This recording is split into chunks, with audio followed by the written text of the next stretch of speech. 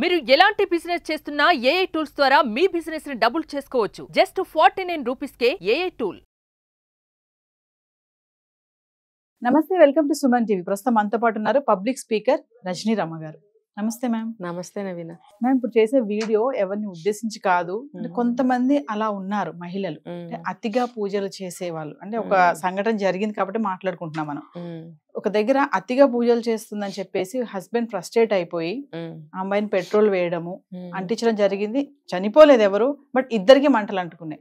అంటే అతిగా పూజలు చేయడం ఏంటి మేడం? అంటే అతిగా కూడా పూజలు చేస్తారా? అదే పనిగా పూజలు చేస్తానే ఉంటారా? గతంలో ఒక మన మూవీలో ఒక ఇన్సిడెంట్ గుర్తొచ్చింది నాకు. ఇది చూడగానే ఆవిడ ఎక్కువ పూజలు చేస్తూ చేస్తూ అతని మొహం అంతా కూడా మసి అయిపోయేది. అంటే అది కొంచెం మనకు వినడానికి హాస్యంగా ఉంది. హారతి ఇచ్చి ఇచ్చి ఇచ్చి పటాలు కూడా చాలానే ఉంటాయి, దేవుని పటాలు కూడా. అంటే అది హాస్యంగా అనిపిస్తున్నా, ఇది మాత్రం కొంచెం అతిగా పూజలు చేయడం వల్ల కుటుంబాన్ని పట్టించుకోకపోలేదు అనేది హస్బెండ్ చెప్పిన మాటలు. అంటే కొంతమంది ఉన్నారు కదా, అందరి గురించి వద్దు మనము, అలా అతిగా పూజలు చేసేవాళ్ళు, వాళ్ళ గురించి ఒక్కసారి ఏం మాట్లాడతారు? ఉన్నారండి అతిగా పూజలు చేసేవాళ్ళు. అంటే పూర్వకాలం నుంచి చాదస్తంగా పూజలు చేసేవాళ్ళు ఉన్నారు. కానీ అప్పుడు ఇప్పుడు ఏంటంటే ఈ మీడియా వచ్చిన తర్వాత పూజలు ఎలా చేయాలి, ఎలా చేస్తే మీకు డబ్బు వస్తుంది, ఎలా చేస్తే మీకు ఉద్యోగం వస్తుంది, ఇలాంటివన్నీ చెప్పటం వల్ల పిచ్చిలో పడిపోయారు. అంటే గుడ్డి నమ్మకం అంటారు కదా, గుడ్డి నమ్మకం లాంటి పిచ్చిలో పడిపోయి అదే పనిగా చేసేస్తున్నారు. ఇప్పుడు కొంతమంది ఇంకా వారాలు చేస్తున్నారు.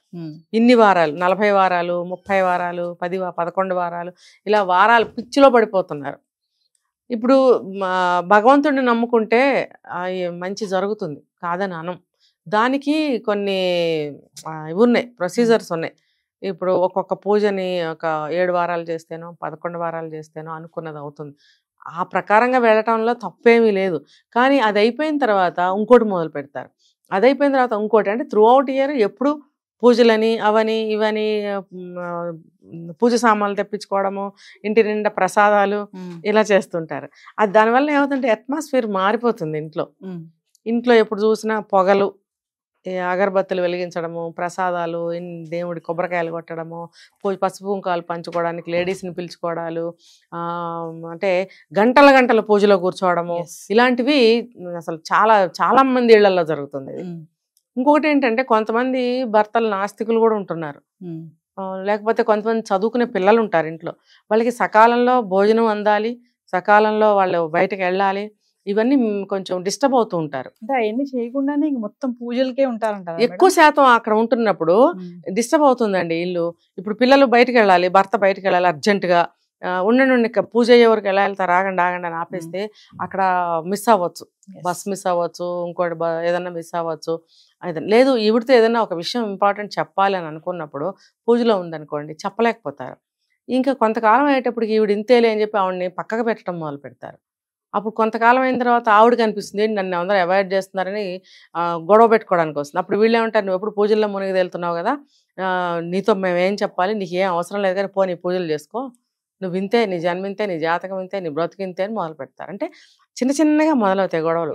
మొదలైనప్పుడు అక్కడ ఆవిడ గమనించాలి, పూజ ప్రతి మనిషి చేసుకోవాలి, వాళ్ళకి సంబంధించిన దేవుళ్ళకి చేసుకోవాల్సిందే.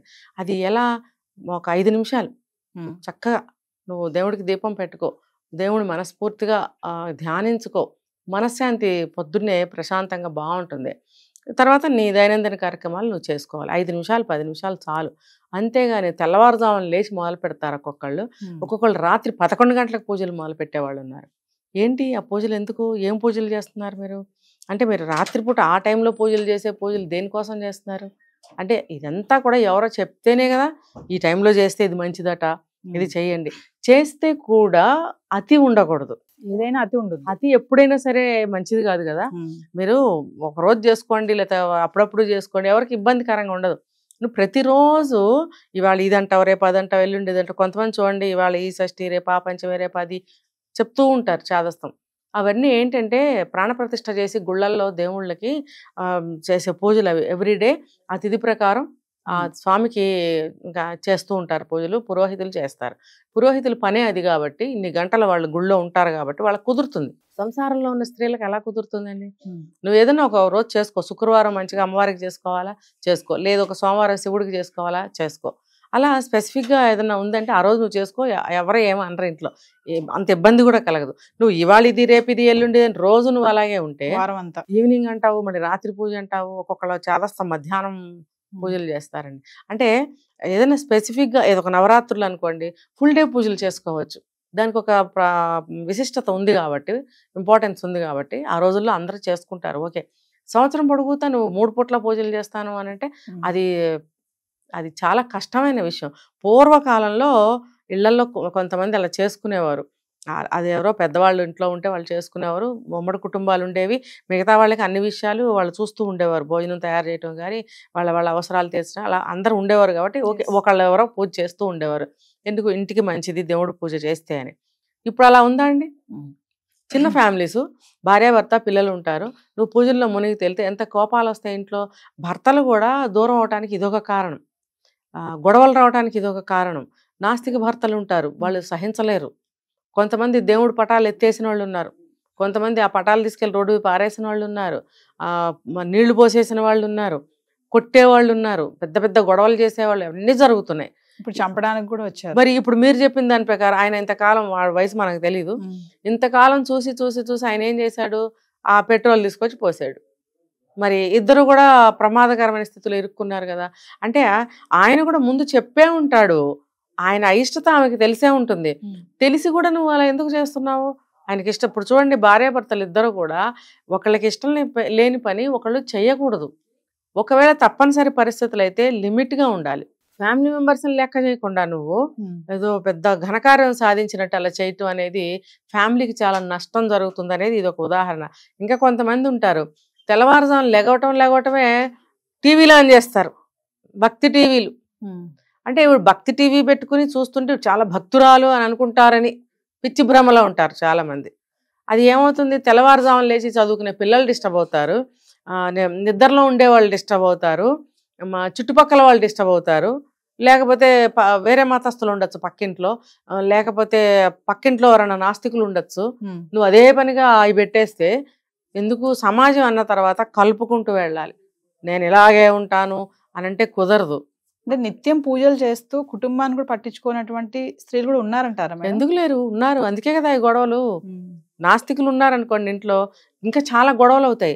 పొద్దున్నే టీవీలు పెడితే ఎవరికైనా ఎలా ఉంటుంది చూడండి ఒకసారి. అసలు అప్పుడే మంచి నిద్ర పడుతూ ఉంటుంది.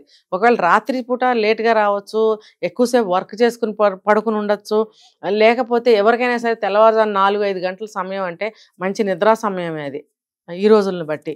మరి అలాంటప్పుడు ఎవరికి నచ్చుతుంది? భక్తి టీవీ పెట్టి వాళ్ళు నిద్ర లేవాలని చెప్పి కొంచెం సౌండ్ ఎక్కువ పెట్టే స్త్రీలు ఉన్నారు. తప్పేం చేయట్లేదు కదా మేడం, భక్తే కదా, అది దేవుడికే కదా. అది మరి వాళ్ళు రిసీవ్ చేసుకోలేరు. ఇప్పుడు నేను ఏం చెప్పాను కారణాలు, ఈ కారణాలు ఉన్నప్పుడు ఆవిడ వాళ్ళని తొందరగా లేపాలి అని చెప్పి ఎక్కువ సౌండ్ పెడితే ఇంకా చిర్రెత్తుతుంది వాళ్ళకి. అది కొద్ది రోజులు ఓర్చుకుని చెప్తారు, నువ్వు పెట్టకు అని ఒకసారి, సౌండ్ తగ్గించు అని ఒకసారి ఏదో చెప్తారు. చెప్పినప్పుడు వినేవాళ్ళు ఉండరు. ఇంకా ఏంటి నేను పెట్టుకోవద్దా అని వితండవాదం చేస్తారు. అప్పుడు ఒకళ్ళ మీద ఒకళ్ళకి ద్వేషాలు, కోపాలు బాగా పేరుకుపోయి ఉంటాయి. దాని పర్యవసానమే ఈయన పెట్రోల్ పోయడం. పెట్రోల్ పోస్తే ఇక్కడ వరకు అంటుకోదా అండి? మరి అది ఆయన ఆ కోపంలో అది కూడా గ్రహించలేక పెట్రోల్ పోసేసాడు మొత్తం. అంటిస్తే ఏమైంది, అక్కడి నుంచి అక్కడి వరకు అంటుకుంది, ఇద్దరు కూడా కాలేరు. అది ఎంత ప్రమాదం చూడండి. ఒకవేళ ప్రాణానికి హాని కలగకపోయినా ఒళ్ళంతా ఇంజురీస్ అవుతాయి. మరి కాలిన మచ్చలతోటి మిగతా లైఫ్ ఎలా ఉంటుంది? అసలు వాళ్ళు ఇంకా కలిసి ఉండగలరా? కలిసి ఉంటారా ఇంకా వాళ్ళు? చూడండి ఎలాంటివి జరుగుతాయో. మరి అంటే అతి దేనికి పనికిరాదు. అంటే ఏది అతిగా చేయకూడదు. అతిగా ప్రేమించడం కూడా తప్పే, అతిగా ఆలోచించడము, ఇలా అతిగా పూజించడం కూడా, అతిగా భక్తి చేయడం. ఇంకా ప్రతిరోజు గుడికి వెళ్దాం అంటారు కొంతమంది. అది అవుతుందా చెప్పండి? ఈ రోజులను బట్టి అవ్వదు. నెలకొకసారి కూడా గుడికి వెళ్ళే పరిస్థితి ఉండటం లేదు ఇళ్లలో. వెళ్తూ గుడి గోపురం చూసి దండం పెట్టుకుని వెళ్ళిపోతున్నారు. అంత బిజీ లైఫ్ అయిపోయింది. ప్రతిరోజు గుడికి వెళ్ళాలంటారు. లేదు వాళ్ళు రాలేదు తోడు, వీళ్ళే వెళ్తారు. తర్వాత పొద్దున్నే వెళ్ళిపోతారు, 10 గంటలకైనా వెళ్తారు, 12 గంటలకు తిరిగి వస్తూ ఉంటారు 4 ఆడవాళ్ళని వేసుకుని. ఇళ్లలో మగవాళ్ళకి పిచ్చి కోపం వస్తుంది అనమాట. అలా ఉంటుంది. Thank you.